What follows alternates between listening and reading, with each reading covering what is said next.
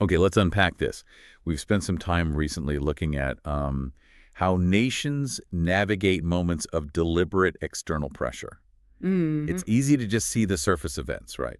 Mm-hmm. But digging into the details, well, that often reveals the deeper strategies. And the internal responses, crucially. And today, our deep dive is precisely on examining resilience, unity, really, when external forces are actively trying to create division. Yeah, We've been working through a collection of material focused on a very specific situation concerning India and, well, recent provocations from across the border. right. Our mission for this dive is to understand how India responded to this pressure, particularly how it leaned into its immense diversity. Which is quite something. It is. Yeah. What can we learn about a country that, when pushed towards fragmentation, seemed to find strength in togetherness instead? It's a compelling study looking at that interplay, external pressure and internal social fabric. Right. To get started, we need to set the scene a bit. The relationship between India and Pakistan, well, it has a long, complex history, deeply intertwined. With the formation of both nations, yeah. And over the decades, the material highlights how the Pakistani military has consistently played a significant, often destabilizing role in this dynamic. It's not just occasional friction we're talking about. No, the material describes a persistent pattern. You see actions along the line control the de facto border in Kashmir that are often aggressive. Mm. And that's coupled with, inflammatory rhetoric. It feels like a deliberate, ongoing effort aimed at maintaining instability, particularly targeting India. Okay, here's where it gets really interesting and specific based on the sources. They point to a particular moment recently. Go on. Pakistan's army chief, General Asim Munir, publicly referring to Kashmir as the jugular vein of Pakistan. Now, that phrase itself carries immense weight, doesn't it?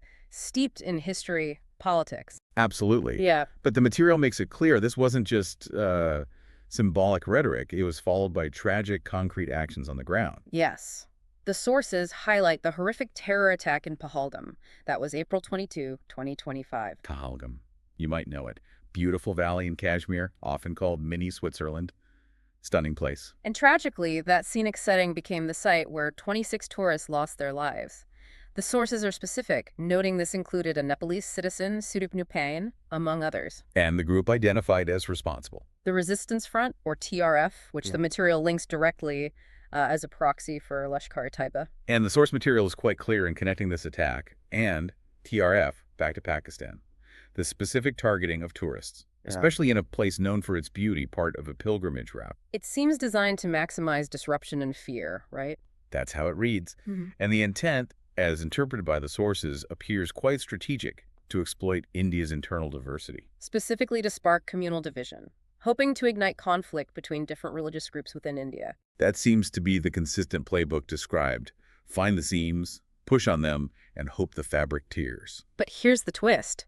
The unexpected turn that the sources detail. Instead of fracturing along religious lines, as perhaps intended, India's response was, well, the opposite. A remarkable display of unity. it wasn't passive either, was it? Not at all. The accounts describe people from different faiths, Hindus, Muslims, Sikhs, Christians standing together.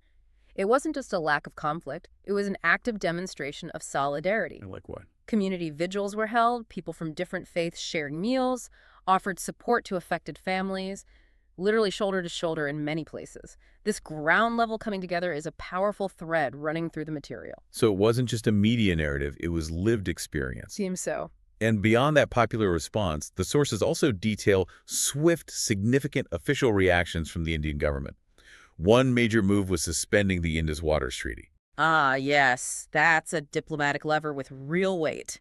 As the upper riparian state, meaning India controls the river flows before they reach Pakistan, India holds considerable leverage. There's a mention of a former Indus Water Commissioner, Pradeep Kumar Saxena. Yes, he's cited noting the strategic advantage India has there. And suspending that treaty isn't just symbolic, is it? The sources point out the potential for substantial consequences. Definitely.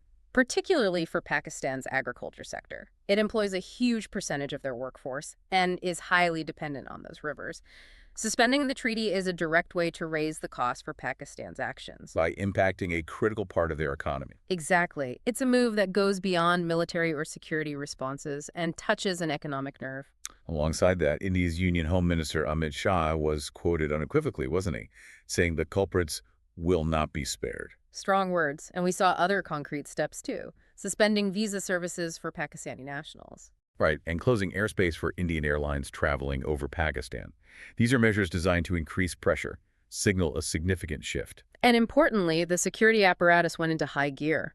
Nationwide security drills were conducted on May 7, 2025. The sources emphasize the significance of this.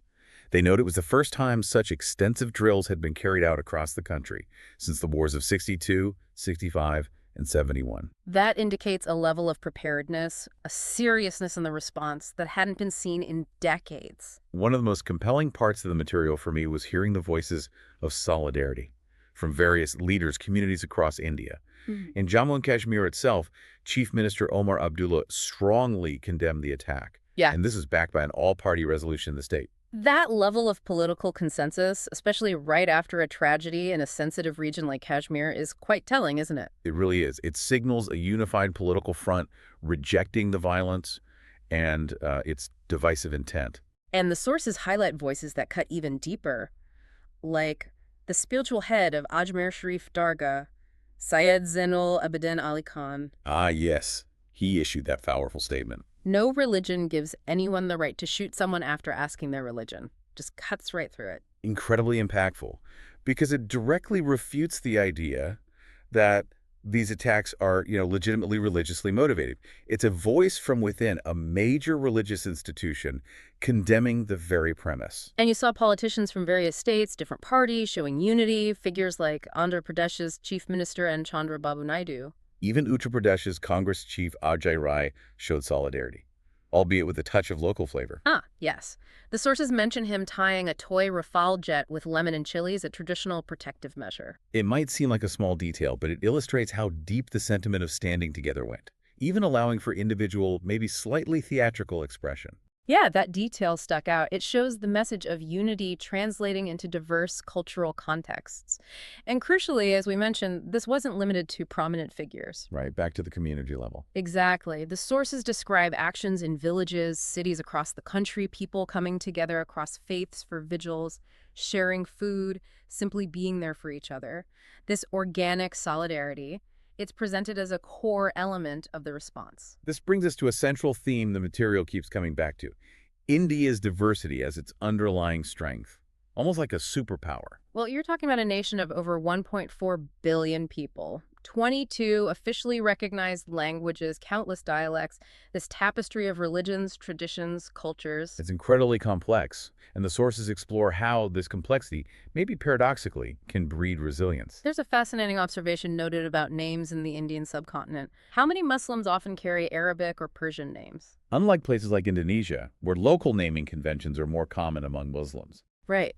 And the sources point out that because of this historical mix, seeing a Muslim person with a name like Sanjay or another traditionally Indian name isn't necessarily uncommon. It doesn't really raise eyebrows. It's a small, subtle detail, but it serves as this constant, quiet reminder that identity isn't monolithic, is it?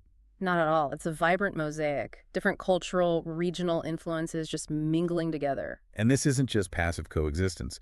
The sources mention organizations actively working to champion inclusivity, like the Consumer Unity and Trust Society, CUTS, led by Pradeep S. Mehta. Yes, highlighted for decades of work. Promoting consumer rights, fair competition, sure, but also fostering dialogue across different segments of society. They even hosted a lecture by Narendra Misra, chairman of the Ram Janmabhoomi Trust, which, might raise eyebrows on the surface. Definitely potentially sensitive. But CUTS explicitly framed it as a discussion about Ram as a symbol of universal values, of civilization, not solely about religion.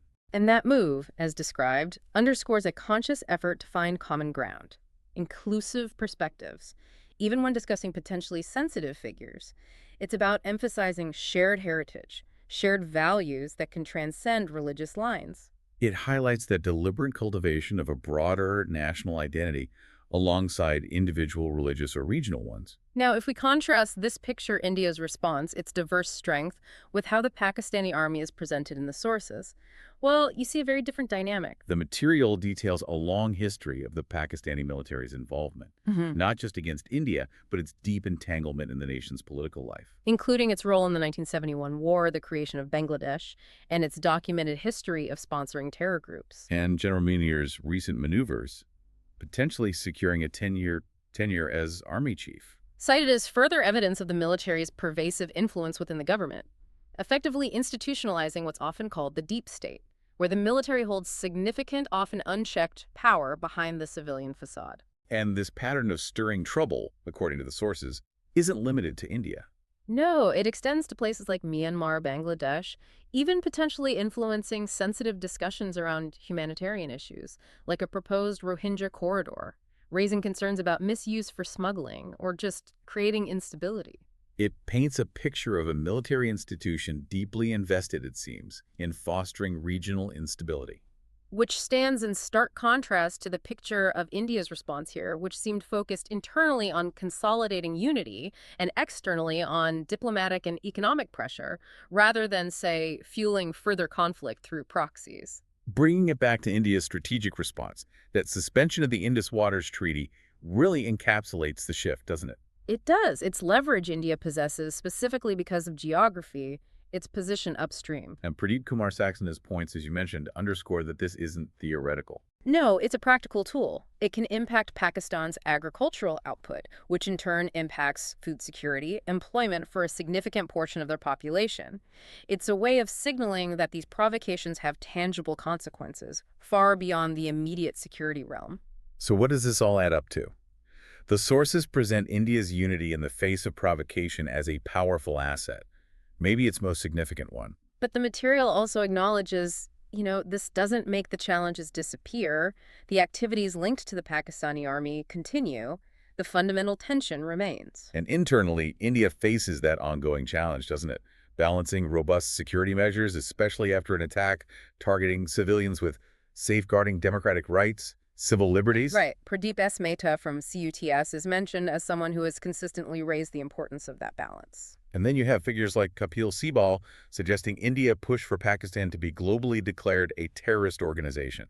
That highlights the long-term international dimension of this struggle. It's not just a bilateral issue. On the flip side, though, India's internal unity and stability, fueled by its diversity, well, that creates significant opportunities. It's an economic powerhouse. The sources note its GDP is vastly larger than Pakistan's. And projects like the Industrial Renaissance in Surat are presented as examples of how this dynamic nation leverages its strengths, including its large, diverse workforce for rapid growth development.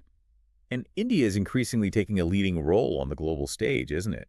Engaging with issues like sustainability, demonstrating capacity far beyond this regional security dynamic. If we connect all of this to the bigger picture, what the material suggests is that India, in this specific instance, demonstrated the practical application of its secret sauce. Unity emerging from diversity, especially when challenged. Exactly. In the face of a deliberate attempt to sow religious and communal discord, the response, according to these sources, wasn't more fracture. It was doubling down on communal amity, on solidarity. It's like India, with all its internal debates, political arguments, social complexities, acted like a large, sprawling family. Might argue amongst themselves behind closed doors. But when an external threat targets them, they stand together against it. This raises an important question, though, that the material prompts us to consider. How does a society with so much inherent diversity, so many potential points of friction, how does it consciously cultivate and maintain that sense of fundamental unity? Especially when external forces are actively, deliberately trying to pull it apart. It's a question worth mulling over, isn't it? Not just for understanding nations, but maybe even for thinking about resilience, cohesion in our own communities.